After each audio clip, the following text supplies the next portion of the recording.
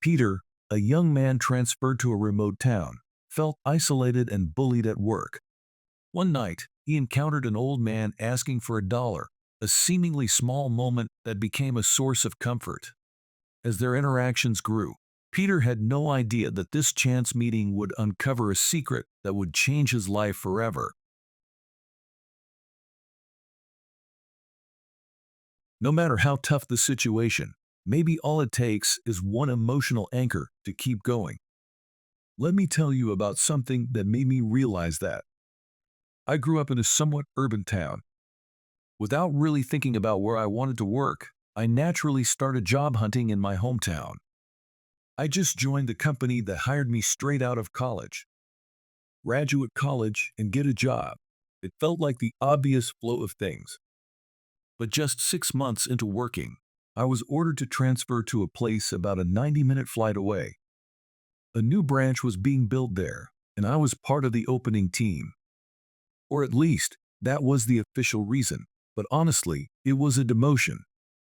I tried my best, but my sales performance was always at the bottom. Plus, I didn't get along well with others, so I was always the odd one out. The new branch was a hot topic, and they were looking for volunteers to transfer, but no one wanted to go, and it felt like everyone was just trying to pass the buck. As for me, I didn't really mind. The only thing that bothered me was seeing how sad my parents were when they found out I'd be moving far away. Other than that, I didn't have any real reason to avoid the transfer. I didn't have many friends to begin with, and I could still see the few I had when I visited home. And so, I left the town where I had lived for 23 years and moved to a remote, rural area. Even though it was rural, there were still some shopping centers and a few restaurants. There was a grocery store within walking distance, and once I settled in, I didn't have many problems. But the work environment was definitely worse than before the transfer. And that's because, well, I was getting bullied. I didn't have close friends at my previous job either, and sometimes work was dumped on me. But I was never outright bullied, and no one went out of their way to hurt me. But at this new place, I was immediately turned into a laughingstock. Is everyone joining the happy hour today? I heard a colleague's voice right after the boss stepped out, but honestly, I was thinking to myself, I didn't hear anything about that. That's what was on my mind. But then, Okay, so all 13 of us are in. I realized something after hearing that. There are 14 of us in this office, including me. I'm not included in the 13. In the end, I wasn't invited that day, and photos of everyone but me were sent to our group chat, which I'm in. And then, we forgot about Peter.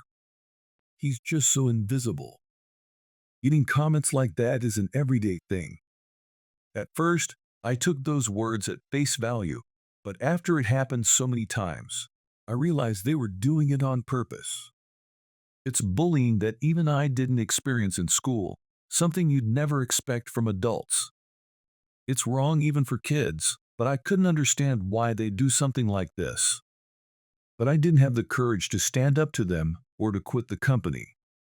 I was feeling out of place at work that day, and while I was at my desk working, a colleague intentionally bumped into me and said, "Move." Even though I was treated unfairly, all I could do was apologize, and I felt pathetic for it. In the end, I was stuck with more work and didn't leave until after 11 p.m. As I was leaving the office with heavy steps, I heard a voice behind me. "Hey there." It was clearly the voice of an old man, and it was coming from right behind me. When I turned around, I saw an old man in worn and tattered clothing. It was my first time talking to someone in such circumstances, so I got a bit nervous. But I said, "Can I help you?" After hearing me say that, "Hey there, could you spare $1?" the old man said. He looked pretty thin, and I thought maybe he was struggling to get enough to eat. Thinking that, I reached into my bag, took out my wallet, and handed it to him willingly. Will this be enough? When I handed it to him, his hand was so thin and frail that I got worried. I knew it might not be wise to give him a large amount, but I wanted to help somehow, So I tried to hand him a $10 bill, but the old man said, "No, a dollar is all I need. I'm sorry, I don't have any change right now." "No worries, I appreciate the thought. Thank you, you're a kind young man." Wait, but in the end, the old man didn't take the money and just walked away. What a strange old man. I was left standing there, stunned by the sudden encounter. But thank you, a phrase that I used to take for granted, that never meant much to me. But after being transferred here, it felt like it was the first time I had heard those words. I never realized how warm and uplifting those words could be. Somehow, it felt like I was being acknowledged for the first time in a long time, and my steps felt lighter than they had before. And then, 3 days later, "Hey there." As I was about to head home, I heard that voice again from behind me. I turned around, and sure enough, it was the same old man. "Could you spare a dollar?" The old man was still as thin as ever, so I handed him a dollar coin. But just like before, he wouldn't accept anything more. "And just like the last time we met," he said, "it makes me happy to meet a kind-hearted young man like you. Thank you so much." I was so pleased by those words that, for the first time in a while, I was able to smile. The next day on my way home, I found myself looking for that old man. The day after that, and the day after that too, I kept turning around at the place where I usually saw him, but he wasn't there. But after about a week, I finally saw him again. This time, before he could call out to me, I spoke up first. "Old man." The old man smiled and said, "Oh, it's been a while." I was happy that he remembered me, so I handed him a dollar coin before he could ask. "Please, buy yourself something with this." I knew he wouldn't take more, so I didn't try to give him anything else. Then the old man said, "Why are you so kind to an old stranger like me?" I didn't really know the answer to that either. But after thinking for a bit, I decided to be honest about my feelings. "At first, I was worried about you. You're so thin, and I thought maybe you were struggling to find something to eat. But if I'm being honest, it's a little different now. I'm happy because there's someone who talks to me with a smile. It's been so long since someone thanked me." As I said that, I felt something strange on my cheek. "Are you crying?" "What? This is strange." Even though I didn't think I was sad, for some reason, tears kept falling from my eyes and wouldn't stop. Before I knew it, I was telling the old man about myself, about how I had lived my life, how I had been transferred unfairly and became a target of bullying. I never told my parents because I didn't want to worry them, and I had too much pride to talk to my friends about it. Maybe it was because the old man was a stranger that I could speak so openly. While I cried and talked, the old man just listened. That, more than anything, was the support I needed at that moment. After I finished talking and started to feel embarrassed, the old man said, "Today, I'll give this dollar back to you." Surprised, I said, "No, please take it. Actually, after listening to me so much, I feel like I should pay you more." That's what I replied. But the old man placed the dollar coin back into my hand with his frail fingers and said, "Then come see me again with this coin. That would be the best thank you for this, old man." That's what he said. "I understand. I'll definitely come. Thank you so much," I replied, and I began looking forward to the day I'd see the old man again as I went to work. My days had been filled with nothing but enduring bullying and getting through work, but the old man became my only place of solace. Just knowing that made it easier to bear the hardships of work and gave me hope to keep going. However, the old man didn't show up the next day, or the day after that, or the day after that. He had always appeared irregularly, so I thought it was just one of those times. But when a month passed without seeing him, I started to worry that I might never see him again. Still, we had made a promise, so I believed we would meet again. And then, nearly 2 months later, it was raining that day, but I saw the old man standing there without an umbrella. I was shocked and rushed over to him. "Oh, hey there." The old man noticed me and waved happily. I was happy too, but more than that, I was worried about the old man. looked weaker and was standing there soaked in the rain. He was still thin, but somehow it looked like it was harder for him to stand than before. "Are you okay?" I held the umbrella over him and asked. "What do you mean?" "Of course, I'm fine," the old man said, showing me a smile. Then I handed him the dollar coin and said, "I've been looking forward to seeing you." And he replied, "Me too. Thank you." And he smiled at me. But at that moment, I heard a familiar voice from behind me. "Jesus Christ, you're so desperate for someone to talk to that you made friends with a homeless guy?" It was the colleague who always picked on me. And the female colleague standing next to him said, Let's just leave him alone, okay? Let's go. she didn't do anything directly, but I always felt she disliked me too. "No, wait. This is too funny. I'm taking a picture," he said, pointing his phone's camera at the old man and me. I usually couldn't say anything back, but I couldn't forgive him for this. I understand they don't like me because I'm not good at my job. But what did the old man ever do to them? "Hey, knock it off." Just as I was about to say that, someone unexpected appeared from behind us. "Chairman, there you are." The person who appeared was Mr. Williams, one of the executives who had visited our office a few times. Although he's not usually at the office, both my colleagues and I recognized him immediately as an executive. Naturally, we were tense, but I don't think that's the only reason my colleague was frozen in shock. Because I was just as surprised. Why? Because the person Mr. Williams called chairman was the old man standing right in front of me. "Chairman," I couldn't understand what was happening, but I could at least grasp that someone Mr. Williams, an executive, was calling chairman must be someone very important. "It's not good for your health. Let's get you back to the hospital immediately," Mr. Williams said to the old man, and the old man replied, "I just wanted to see this young man." Then Mr. Williams said, "Then let's have him come along too." And with that, he guided me to a luxury car parked nearby. My colleague stood there in shock, watching us. But I didn't have the capacity to care about that at all. I was too busy trying to process what was happening around me. Even after sitting in the back seat of the car, I saw that the old man was out of breath, and I thought he really must not be in good health, especially since Mr. Williams had mentioned it wasn't good for him.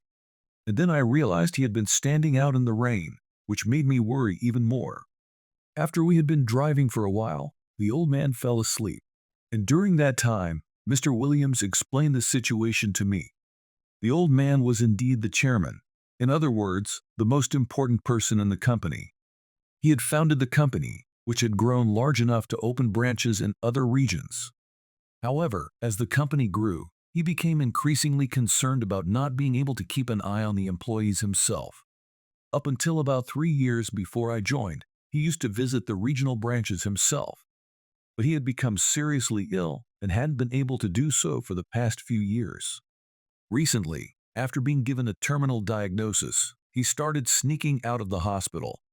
When he was outside my office, it seemed like he was pretending to be homeless and asking for $1 as an excuse, just to observe the humanity of the employees. I had completely believed he was a homeless person, so I never imagined he had such a reason. When we arrived at the hospital and got to his room, I finally got to speak with him. "Hey, old man. I mean, chairman." When I corrected myself, "It's okay. You can just call me old man. Please talk to me like you always have." He said that, so while I was still a bit nervous, I tried to talk to him as usual. Then the old man said, "I'm really sorry for deceiving you like that." I replied, "No, I don't feel like you deceived me at all." Of course, I was surprised, but I was genuinely impressed by his commitment to improving the company by personally checking on his employees. And even though he was so ill that he'd been given a terminal diagnosis, that was pretty much all I could think about at that moment. The thought that the old man would soon pass away made me feel so sad and lonely that it was crushing me. Sensing this, the old man spoke to me in an even kinder tone than usual. "I've been wanting to meet a young man like you. Someone who doesn't calculate their own gains, who doesn't judge others by appearances, and who has a compassionate heart. But honestly, I didn't think I'd ever meet someone like that. Really? I'm truly humbled to hear that. I never thought of myself as someone others would want to meet. I always saw myself as ordinary, or even less than that. But I didn't start this company because I wanted to be successful. I had a really bad experience at the company I worked for before. It became unbearable, so I ran away and headed for a nearby bridge. I thought my life was over. But then I had a thought. If I'm going to end my life, why not start over instead? So I quit my job and decided to start my own company. I wanted to work with people I liked, doing work I enjoyed. I thought that kind of life would be truly fulfilling. And that's how I started the company. Surprisingly, many people resonated with that idea, and before I knew it, I was surrounded by them. And from then on, I was blessed with good people, and that's how I made it this far. His expression was so content, and I felt happy knowing that the old man had fulfilled his wish. But as the company grew larger, people who lacked compassion inevitably appeared. It's sad that there are employees like the ones we saw earlier. By the ones we saw earlier, he was probably referring to my colleagues. It's likely that the current situation at the company isn't what the old man had envisioned. That's why I've been hoping that someone young and compassionate, someone unlike an old man like me, would fulfill my wish. I've been hoping to meet someone like that.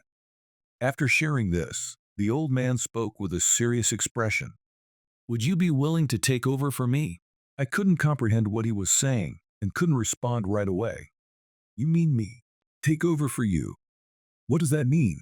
As I stood there bewildered, Mr. Williams clarified what the old man meant. He wants you to become the next president. What?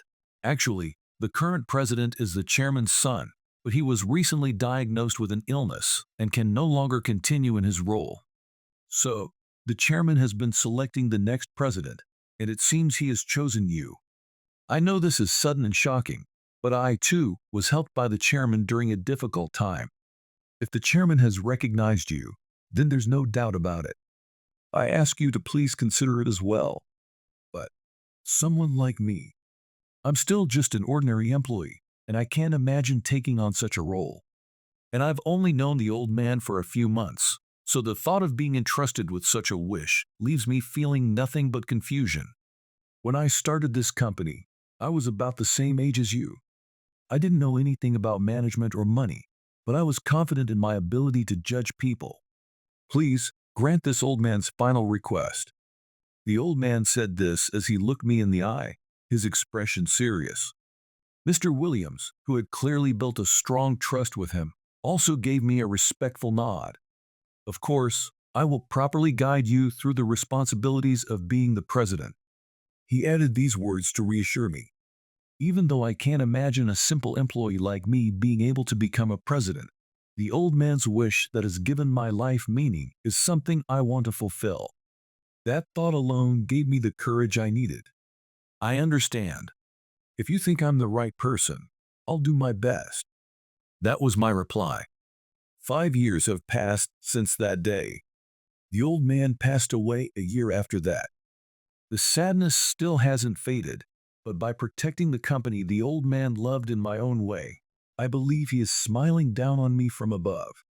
I have no choice but to do my best as president in my own way. In fact, I still learn more from the employees than they do from me. The old man's vision of working with people you like, doing work you enjoy. I try to visit the field directly and listen to as many people as I can, hoping that even one more employee can feel that way. Perhaps because I went through tough times myself, I find fulfillment in this work. I will continue striving to be a president like the old man and work hard to ensure that as many people as possible can work comfortably.